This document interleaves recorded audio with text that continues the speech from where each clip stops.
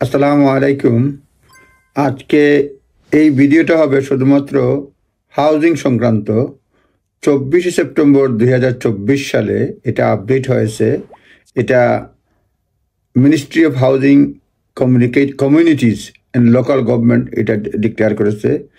Ministry of housing communities and local government এটা announce করছে domestic abuse survivors and care leavers under 25 are to be exempted from all local connection requirements. মানে এটা হচ্ছে মিনিস্ট্রি থেকে declare করা হয়েছে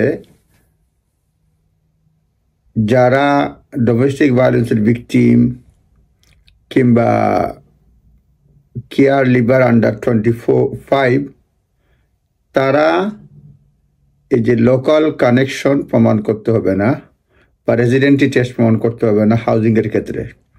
যদিও এটা সকল ক্ষেত্রে সকল হাউজিংয়ের জন্য প্রযোজ্য নয়, তবে vast majority of council local connection কিংবা রেসিডেন্টি টেস্ট চায় to determine who can qualify for social housing. Social হাউজিংয়ের জন্য কোনো জায়গায় রেসিডেন্সি বলে 3 বছর থাকতে হবে, কোনো বছর জায়গায় বলতে হবে 5 বছর থাকতে হবে।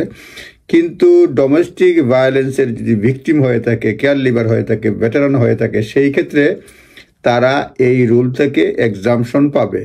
This change will mean that where such requirement are in place, veterans are not unfairly penalized.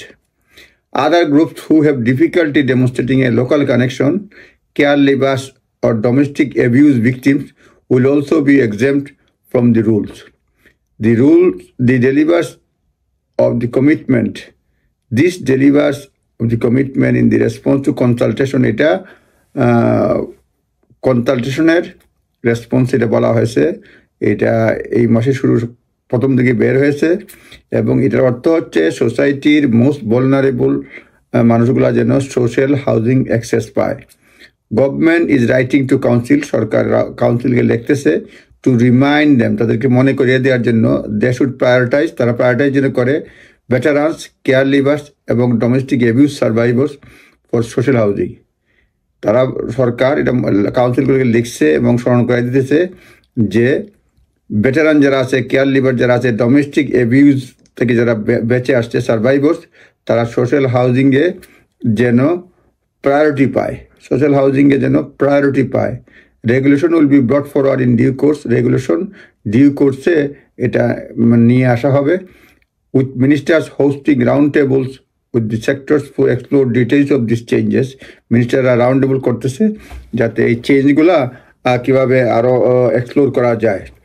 এজন্য এটা অনেকেই বিভিন্ন চ্যারিটি তারা এটারে স্বাগত জানিয়েছে। সোজা কথা, ডোমেস্টিক ভায়োলেন্সের ভিকটিম যদি হন, কেয়ার লিভার হন, যদি ভেটারান যদি হন, তাহলে রেসিডেন্টি টেস্ট যে লাগে কাউন্সিলগুলোতে সেইটা থেকে তারা এক্সাম্পট হবে। আমি বলছি মেজরিটি অফ দি কাউন্সিল, যেটা এটা সকলের জন্য ম্যান্ডেটরি না, মেজরিটি কাউন্সিল বলতে বোঝাচ্ছে এখানে 89% কাউন্সিলে তারা বলে রেসিডেন্টি টেস্ট লাগবে, লোকাল কানেকশন থাকবে। সুতরাং এই 24 সেপ্টেম্বর 2024 সালে মিনিস্ট্রি চিঠির পরিপ্রেক্ষিতে বলা যাচ্ছে যে কেউ যদি ডোমেস্টিক ভায়োলেন্সের ভিকটিম হন আর তিনি যদি হাউজিংয়ে চান, সে প্রায়োরিটি পাবে লোকাল কাউন্সিলে, লোকাল সোশ্যাল হাউজিংয়ের ক্ষেত্রে। তারপরেও আপনারা যারা এই ধরনের সমস্যার মুখোমুখি, নিজ দায়িত্বে নিজস্ব লয়ারের পরামর্শ নিয়ে করবেন, এটা গাইডেন্স মাত্র। ভালো থাকবেন। আসসালামু আলাইকুম।